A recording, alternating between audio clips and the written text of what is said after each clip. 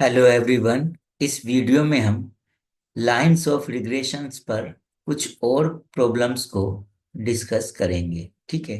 तो जैसा कि आप स्क्रीन पर देख रहे हैं, यहाँ पर टू प्रॉब्लम्स गिवन है।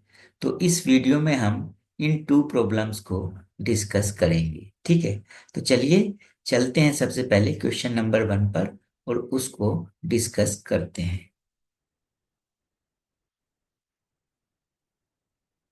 देखिए, क्वेश्चन नंबर 1 है हमारा, find the coefficient of correlation r and obtain the equation to the lines of regression for the following data।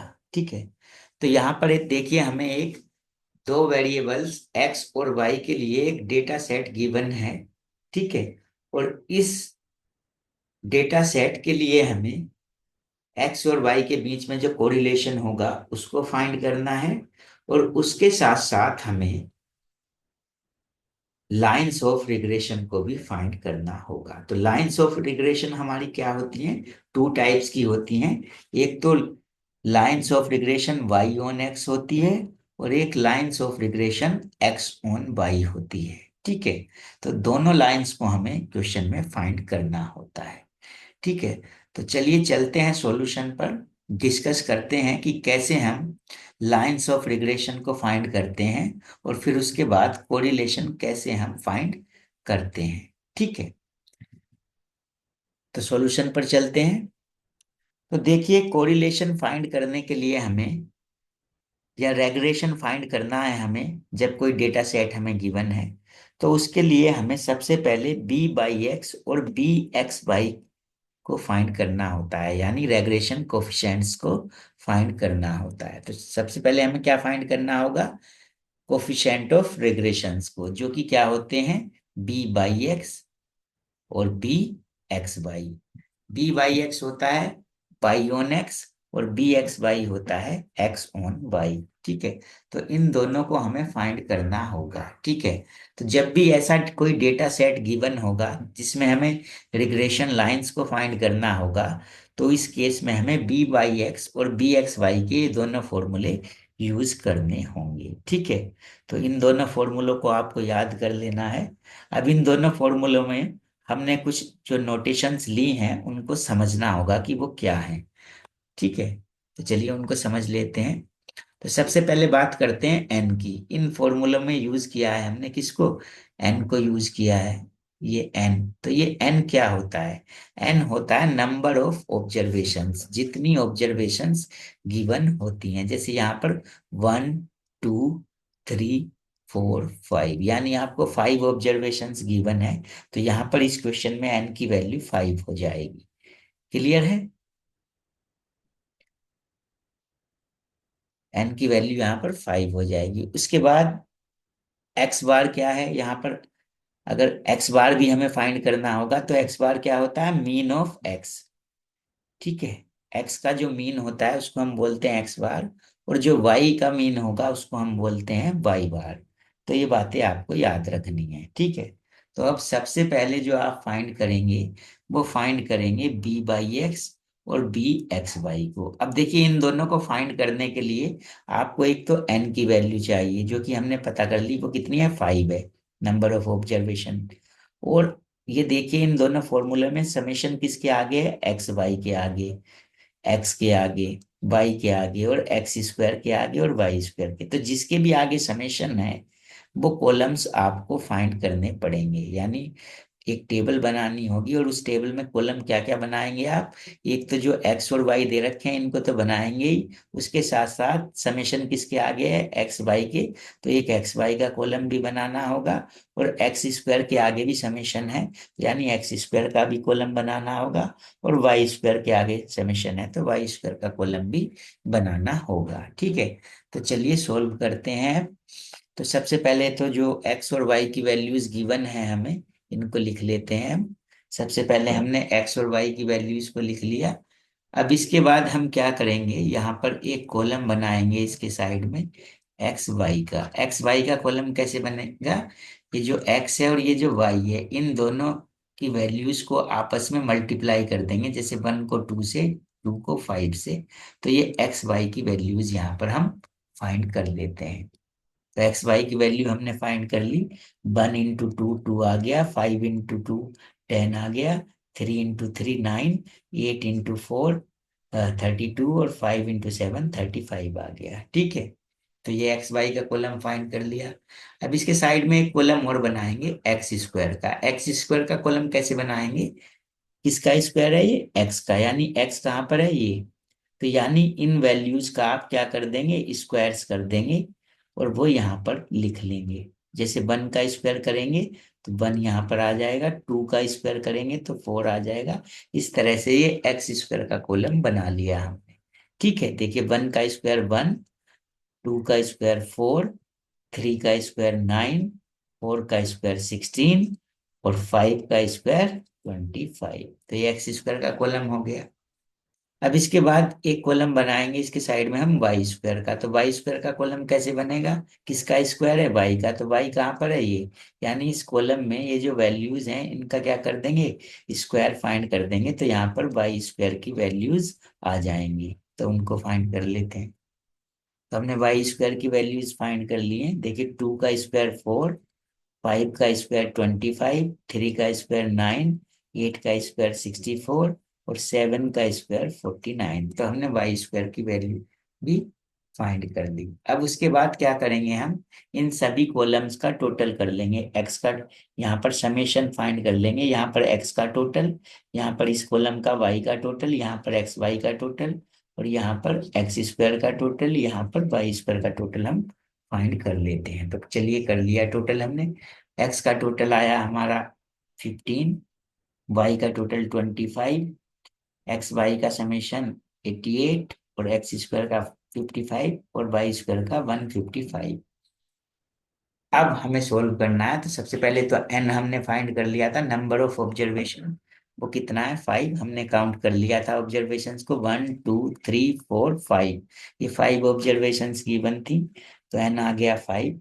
उसके बाद हम फाइंड करते हैं एक्स बार, यानी एक्स का मीन। एक्स बार का क्या फॉर्मूला होता है? X bar equal to summation x upon n. तो समेशन एक्स कितना है? 15। तो यानी समेशन एक्स के प्लेस पर हमने कितना पुट कर दिया? यहाँ पर 15, और एन कितना है? 5, तो यहाँ पर 5 पुट कर दिया। तो एक्स बार कितना आया हमारा? 3 आ गया। उसके बाद हम क्या फाइंड करेंगे? Y bar. तो वाई बार का क्या फॉर्मूला होता है? Summation y upon n. तो समेशन वाई जो है, यानी y का टोटल कितना है? 25। तो यहाँ पर हमने 25 पुट किया। n कितना है? 5। तो ये आ गया हमारा समेशन। ये ये y बार आ गया हमारा 5। तो y बार आ गया। अब उसके बाद हम फाइंड करेंगे b बाई एक्स। तो b बाई एक्स का ये फॉर्मूला होता है। इसमें यहाँ पर n की वैल्यू रख देंगे, यहाँ एक्स वाई का समेशन यानी एक्स वाई का टोटल 88 पुट कर देंगे।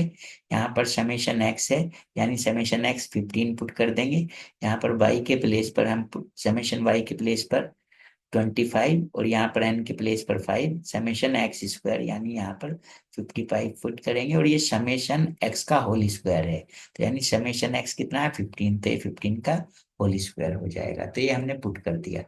इसके बाद जब हमने इसको कैलकुलेट किया तो b बाई एक्स की जो वैल्यू हमें मिली वो मिल गई 1.3। ठीक है, अब हमें क्या फाइंड करना है? इसी तरह से बी एक्स वाई फाइंड करना है। तो देखिए बी एक्स वाई में भी हमने यहाँ से इनकी वैल्यूज पुट कर दी, एन की, इन जिनके आगे समेशन है सबके टोटल्स की वैल्यू हमने टेबल से देखकर पुट कर दी। ठीक है, तो जिससे बी एक्स वाई हमारा क्या आया? 0.5 आया। बी एक्स वाई कितना आया हमारा? 0.5 आ गया। क्लियर है? तो बी एक्स वाई और बी बाई एक्स दोनों ही हम फाइंड कर चुके हैं। अब हम क्या फाइंड करेंगे? लाइंस ऑफ रिग्रेशन फाइंड करेंगे। और क्या फाइंड करना था हमें? कोरिलेशन भी फाइंड करना था। तो चलिए पहले कोरिलेशन ही फाइंड कर लेते हैं। द कोरिलेशन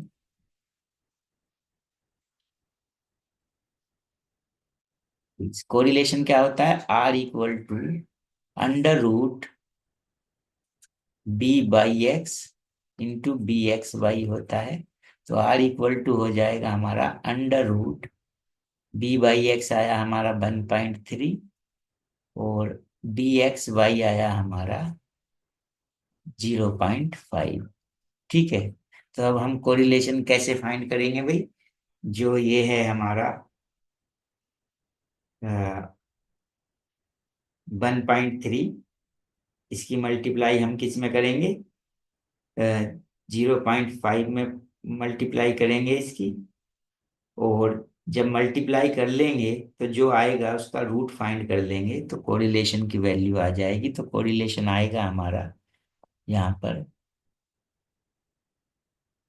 इन दोनों को मल्टीप्लाई करके रूट फाइंड कर लिया तो 0.806, ये कोरिलेशन आ गया। तो ये तो कोरिलेशन की वैल्यू आ गई। अब हमें रिग्रेशन लाइंस भी फाइंड करनी है। च- चलिए अब रिग्रेशन लाइंस को फाइंड करते हैं। ठीक है, क्लियर? तो अब क्या फाइंड करेंगे हम? रिग्रेशन लाइन को फाइंड कर लेंगे। ठीक है, देखिए कोरिलेशन हमारा आ गया है। कितना आया है? 0.8062। क्लियर? अब हमें क्या फाइंड करना है? रिग्रेशन लाइंस को फाइंड करना है। ठीक है, चलते हैं लाइंस ऑफ रिग्रेशन पर। सबसे पहले फाइंड करेंगे the line of regression Y on X. तो वाई ऑन एक्स लाइन का क्या फॉर्मूला होता है? Y minus Y bar equal to B by X, X minus x bar. अब हमने वाई बार की वैल्यू भी फाइंड कर रखी है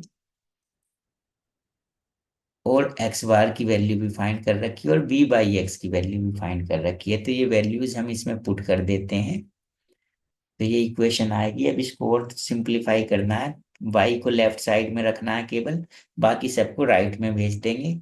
तो ये हमने 1.3 इंटू एक्स कर लिया, ये आ गया।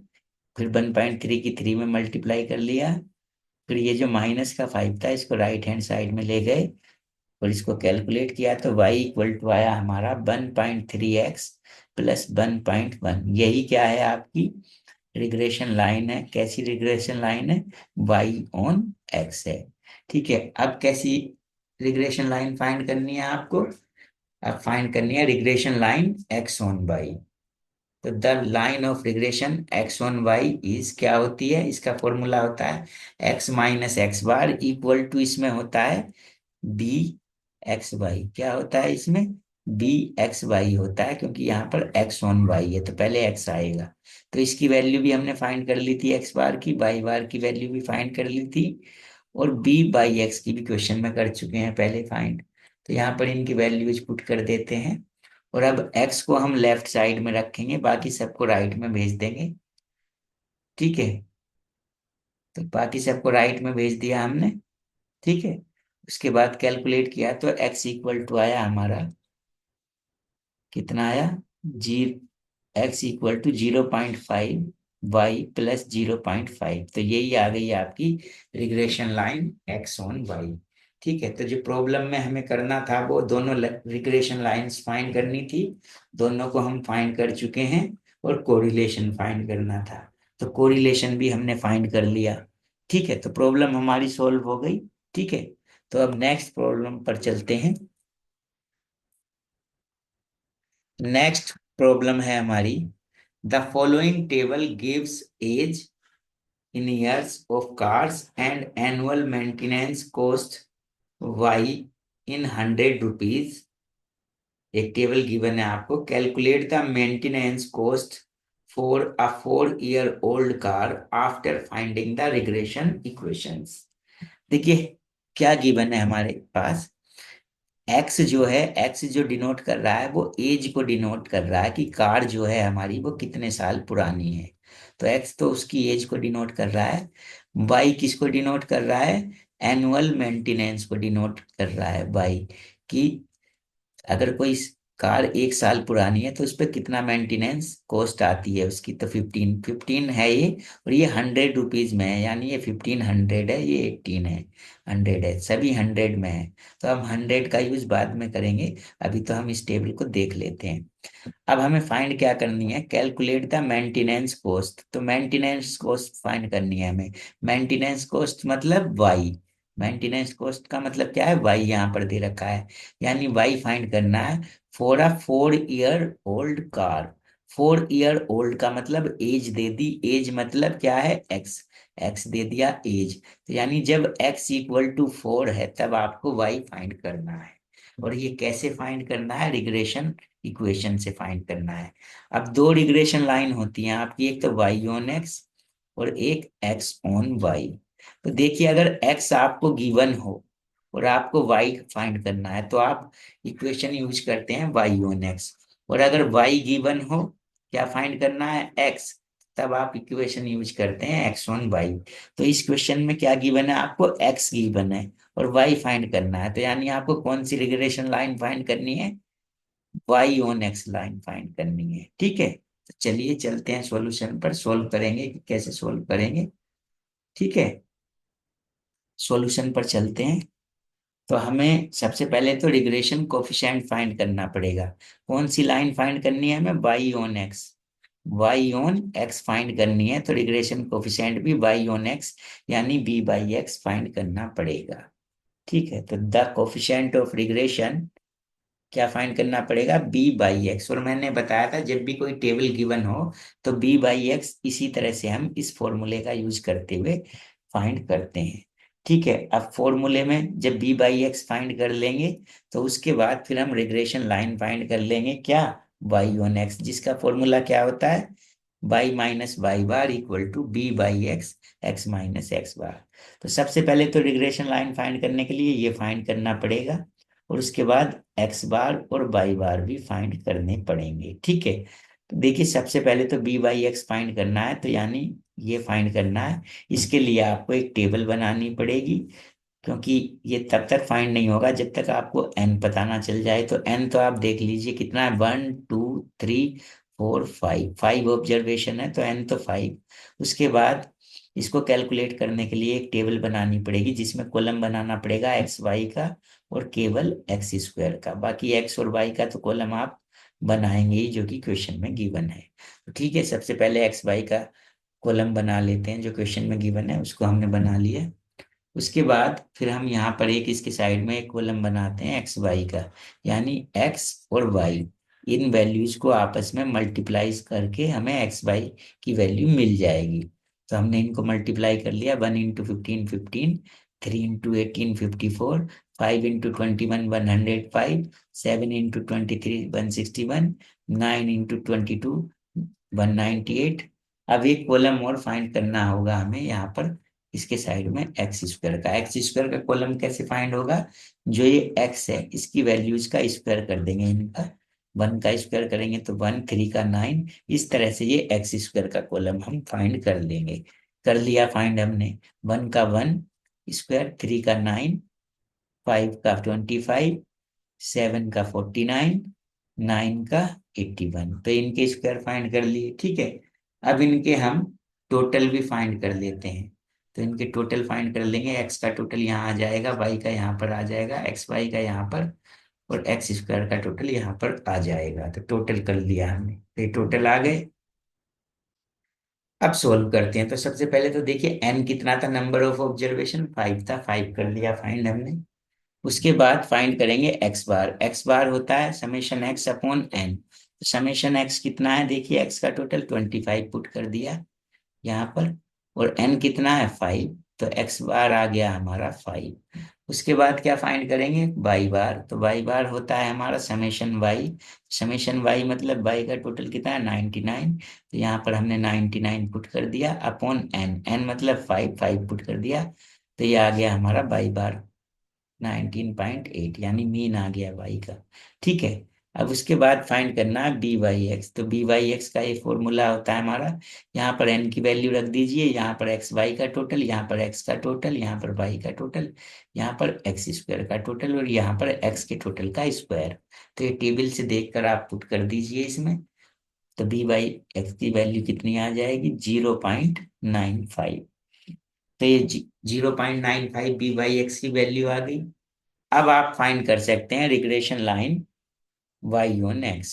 तो the lines of regression Y on X is, क्या फॉर्मूला होता है lines of regression Y on X का? मैंने बताया था अभी, Y minus Y bar equal to Y, Y on X है तो यहाँ पर आएगा B by X, X minus x bar. तो अब यहाँ पर वाई बार की वैल्यू पुट कर दीजिए 19.8 और यहाँ पर एक्स बार की वैल्यू 5। तो कितनी आ जाएगी इक्वेशन? इक्वेशन ये आ जाएगी। अब इसको सोल्व करना है तो करते क्या है हम, ये जो 19.8 है इसको तो हम अभी यहीं पर रख रहे हैं, पहले इसकी मल्टीप्लाई कर लेते हैं एक्स में और 5 में। तो इसको मल्टीप्लाई कर लिया हमने, ये आया। अब रिग्रेशन लाइन फाइंड करनी है वाई ऑन एक्स, तो वाई को लेफ्ट में रखेंगे, बाकी सबको राइट में ले जाएंगे, तो ये रिग्रेशन लाइन आ जाएगी हमारी। ठीक है, तो ये आ गई हमारी regression line Y on x. अब आप फाइंड करेंगे वैल्यू वाई की जब एक्स कितना है 4, क्योंकि आपको 4 इयर्स ओल्ड जो कार है, यानी एज जिस कार की 4 इयर्स है, उस कार के लिए मेंटेनेंस कॉस्ट यानी वाई फाइंड करना है। तो एक्स के प्लेस पर 4 पुट कर दीजिए, तो वाई आ जाएगा। तो एट एक्स इक्वल टू 4, यहाँ पर एक्स के प्लेस पर 4 पुट कर दिया आपने इक्वेशन में, ये 4 पुट कर दिया, तो ये वाई की वैल्यू कितनी आ गई? 18.85। अब आपको फाइंड करना है the maintenance cost of a 4 year old car, कितने रुपीज? अब देखिए वो 100 रुपीज में गिवन था वहां पर क्वेश्चन में, तो यहाँ पर कितने से मल्टीप्लाई कर दीजिए इसमें, ये जो आई है वाई की वैल्यू इसमें 100 से मल्टीप्लाई कर दीजिए, तो ये इतने रुपीज आ जाएंगे। ठीक है, तो यही आपका फाइनल सॉल्यूशन हो जाएगा। तो आज की वीडियो में इतना काफी है। Thanks for watching.